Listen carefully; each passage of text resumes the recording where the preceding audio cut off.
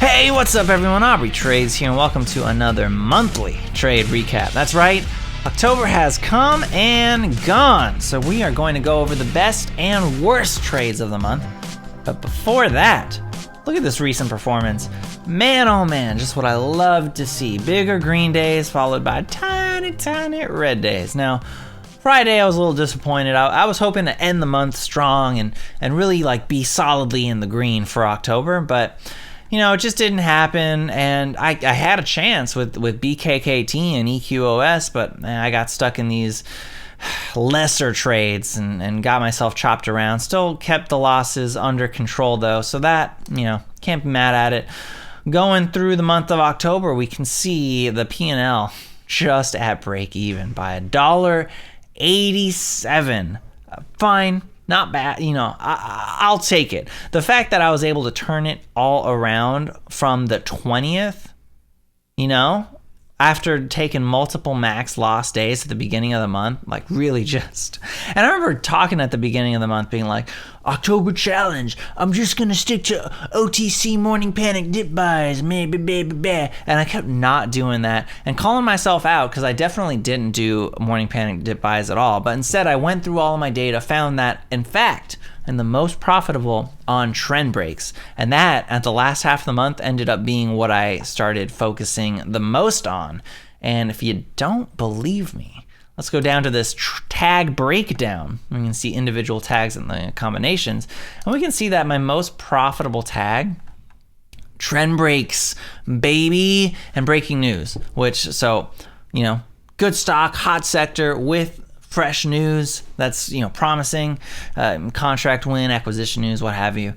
You know, with a trend break setup, gravy. I mean, literally number 2 by $30. So that's all I needed to see, and now that's all I'm going to focus on. The hot sector plays with news and trend breaks for the intraday entries. And you know what? Like even on the macro hourly charts, right? I mean, you could still use those trend breaks to capture those bigger moves. That's going to be something I try to focus on moving forward. But if we go into the trades, right, we'll look at our biggest winners and our biggest losers for the month. Agri, Medex, IMTL, AHFD. Let's do the top 4, right? Agri.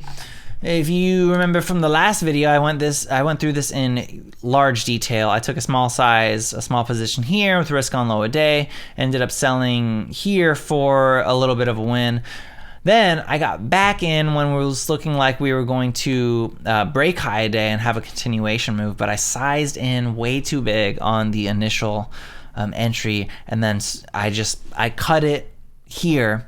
Actually, I meant to cut it at high a day for a break even, and when we got to high a day and I hit the sell, you're gonna say don't use market orders, baby. I like to use market orders. All right, fine, that's what I do, and I got filled here at 450. Now, granted, if I knew I was just trying to get it out for the break even and I just wanted to call it a scratch, yeah, I should have done a limit order. But personally, I don't see a problem using the market order sell if you're going and capturing this type of a move, right? I want to sell into strength. I want to sell into the spike happening and getting those. I don't want to worry about selling, you know, on the limit side. But granted, it did bite me in the butt here. Took a fat L.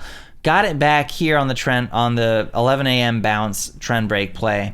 Got long here on this trend break. Realized that I would take half a size because I might be early, which I was.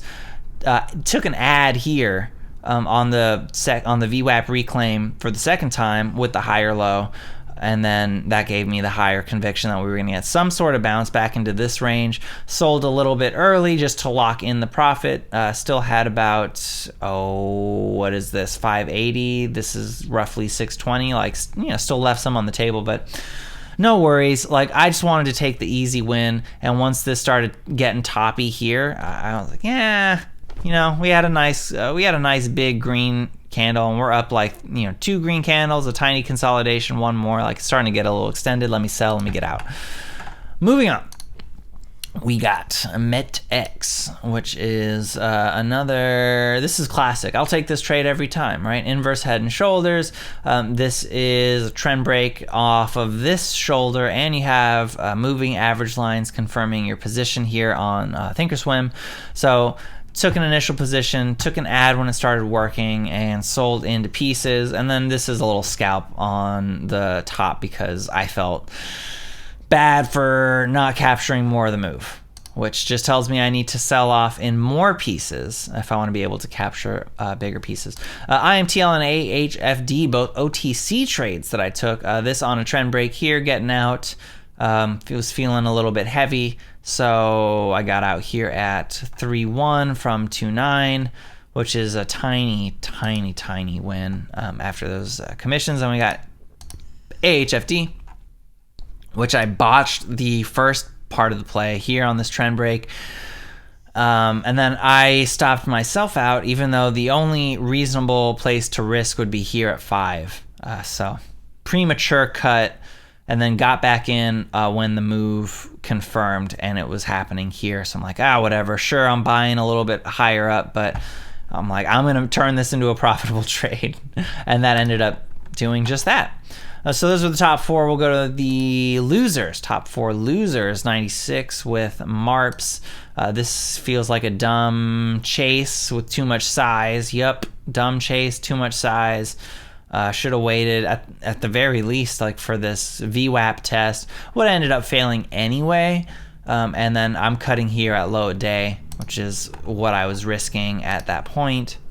Big L. No reason to take that much size. SPQS, another one getting long here for the support bounce, but stopped out when this structure failed. Pretty lame, I know. And that's an OTC. Fun. I don't know, OTCs just stress me out. Fun. This was the bird-brained one that like would have been a huge winner if I just held it overnight, but I caught myself. I FOMO and chased the end of the day. I was looking to add a little wallet pad for the end. Ended up giving back all the profits on this day. I was up like $100 on this day. Gave it all back on this one trade. Ended up like plus $6 on that day. So that was insanely frustrating. So I tried catching the bounce a couple times here. That was unfortunate. So yeah, that was it. Those are the biggest losers and winners. I'm definitely moving on, going to keep working on staying disciplined, only taking the trend breaks, avoiding things that are before that 940, 945 window, trying to remind myself, hey, just because your ears are perking to something bullish developing, like give it some time, you can probably get in at a better price, right? That's what I'm thinking, like maybe limit buys. So I set, this is a good place I'd like to get in, and I'm like, tossing the fishing line out and like letting the market come to me, right? I'll end on this though. This week, or if we go to performance by week, let's clear the filter so you see the entire thing. Here we go. Weekly, there we go. This week, best week of my trading career, $238. Second best week, $167. So by a good amount, this was my best week ever. And again, I just love seeing that, filtering it out and just focusing on the trend breaks, the effect that has had, even though I have so much room for improvement. I mean, so much room for improvement. I just want to show this quick here. Like if we go to the last 60 days, right? Still down, still have a lot of work to do to turn this around, but I mean, high or low, right? And now we're chilling here. This makes me encouraged, not confident, but it gives me hope.